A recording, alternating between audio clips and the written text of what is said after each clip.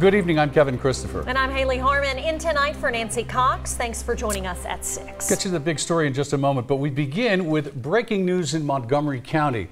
That's where the deputy coroner is on the scene of a motorcycle crash in Camargo.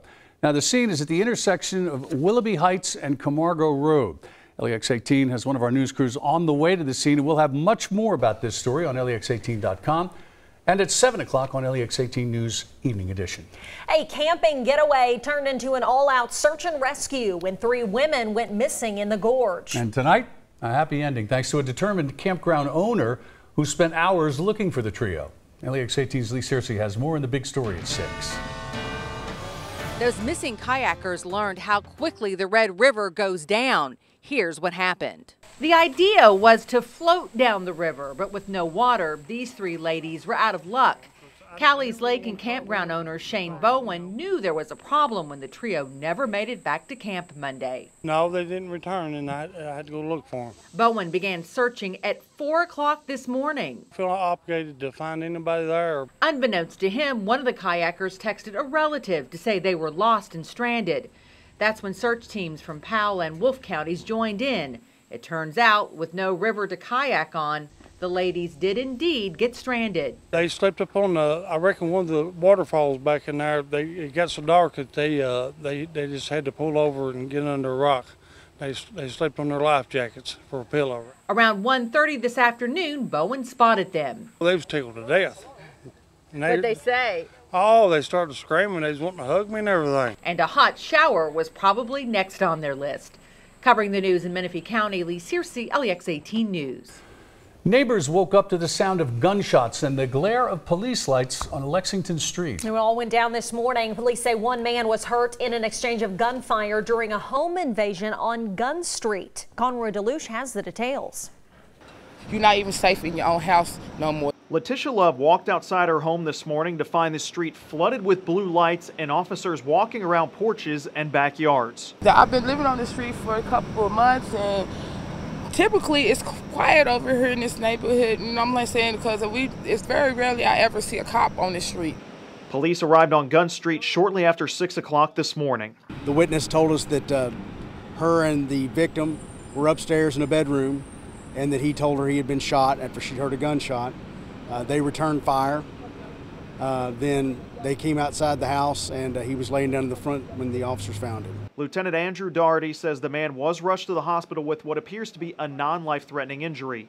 The woman says whoever entered the home ran out the back door. Police said there was no obvious sign of a break-in, but a couple of guns were recovered from the scene. With the possible shooter at large, Letitia Love is left to wonder, what's next? My daughter was like, if it's safe to go even down to the bus stop by herself, I wouldn't even let her walk by herself anymore. You know what I'm saying? Because I walk her down here every morning because of don't know what's going to happen. Covering the news in Lexington, Conroy DeLuche, LEX 18 News. We've learned the man who was killed by KSP yesterday afternoon in Madison County was 43-year-old Arthur Lee Cox of Lexington. LEX 18's Michael Burke caught up with a man who watched police as they chased and exchanged gunfire with Cox. When yesterday's officer-involved shooting took place here in Richmond, Garrett Richardson was hard at work and couldn't believe what was unfolding just a few hundred feet in front of him. That's where he ran into the woods at right there. Garrett Richardson saw the whole thing unfold from his construction site just off Barnes Mill Road. KSP was attempting to execute an arrest warrant of Arthur Lee Cox, who was fatally shot after firing at police. Cox spent time in the Fayette County Detention Center in 2015 on theft charges, and his parole was set to expire this month. But he was in violation of those terms, and warrants were issued in the spring. Richardson and his co-workers, who continue work on this new Texas Roadhouse grill in Richmond, were caught off guard by what was a dramatic scene, some of which Richardson captured on his phone. They were down there in the bottom. I guess that's when they shot the guy, actually, because I heard a couple small, like, pistol fires, and then they shot with an AK or whatever. The police did. You could see the gun smoke coming from the guns, and then that was it. And we're told Arthur Cox had 2 active warrants out against him. The last was issued back in April. Covering the news in Madison County from the LEX 18 Mobile Newsroom, Let's send it back to you. Michael, thank you. Closing arguments began today in the retrial of the Lexington woman accused of shooting and killing her boyfriend, or ex-boyfriend, I should say, in 2012. According to Cincinnati media, Campbell County Court officials gave the jury instructions this morning. Shayna Huber's attorneys contend she shot Ryan Poston in self-defense. Yesterday, her former friend and Poston's step-cousin, Carissa Carlisle, took the stand. She described Huber's as persistent and unwilling to take no for an answer. Carlisle also said Huber's would often take her phone to contact Poston. The Lexington police officer accused in a stalking case pleaded not guilty in court today.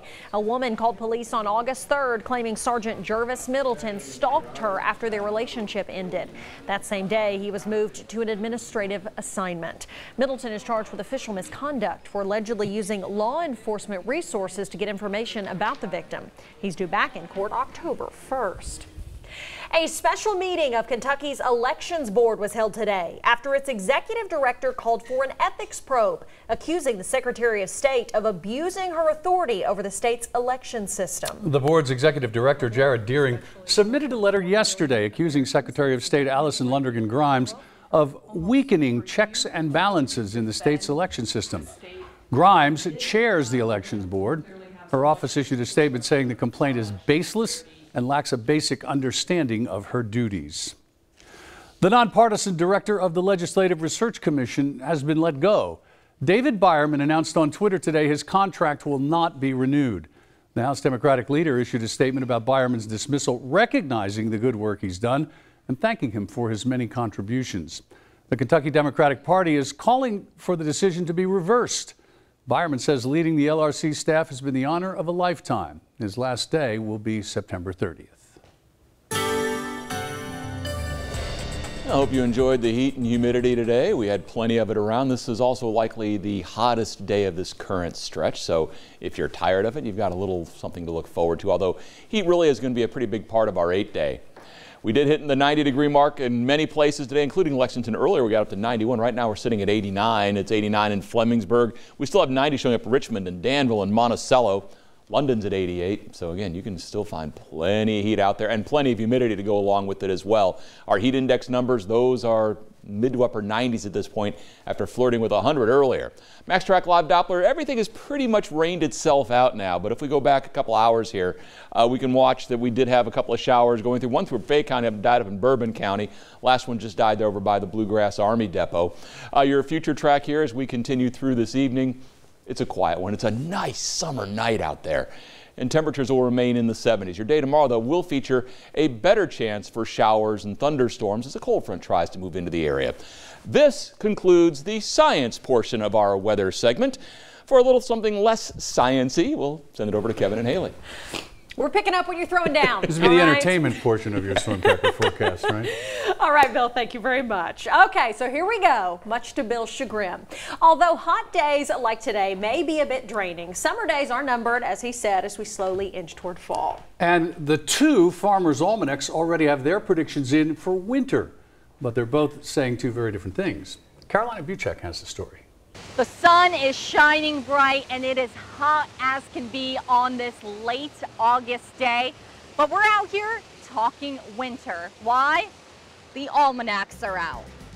So whether it is mild or whether it is, bone freezingly cold, doesn't matter to me as long as it pretty much stays that way.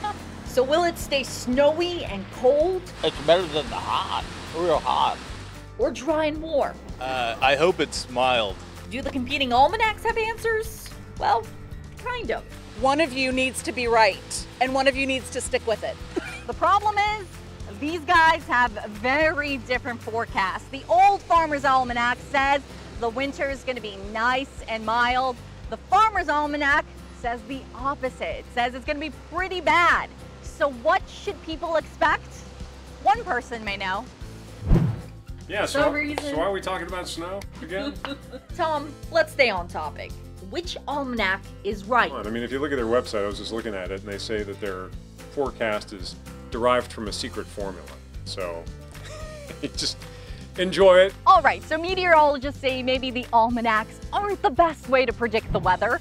So how will you know what's going on? Well, There's always the Storm Tracker app, and of course, a team of well-seasoned meteorologists. Covering the news, Carolina Buchuk, LEX 18 News. Bill, you can't be mad at that. We ended with a shot of you and the rest of your weather department. Come on, man. All right, great story, Carolina. Thank you, and thank you, Bill. Lexington Mayor Jim Gray joined MetroNet company leaders today for a grand opening at their store and the official activation of the city. MetroNet offers ultra high-speed fiber optic internet, TV, and phone services. This morning, Mayor Gray helped the company open its storefront on West Tiverton Way. That's near Fayette Mall. 2 beta customers were there today to talk about their experience with the company thus far.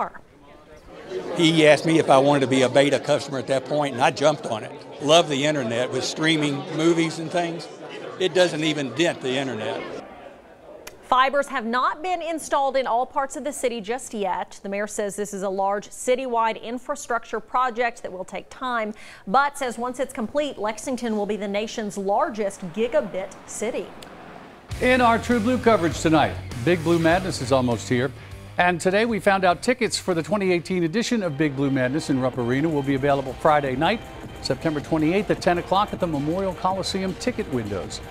Big Blue Madness, which is, of course, the first open practice opportunity for UK's 2018-2019 men's and women's basketball teams, is set for October 12th at 7 p.m. Fans who want to line up ahead of time are asked to get there no earlier than 5 a.m. on Wednesday, September 26th. Well, if you've ever hiked the trails at the Red River Gorge, chances are you've seen a snake or two. Coming up next at 6, why experts are tracking copperheads in the gorge.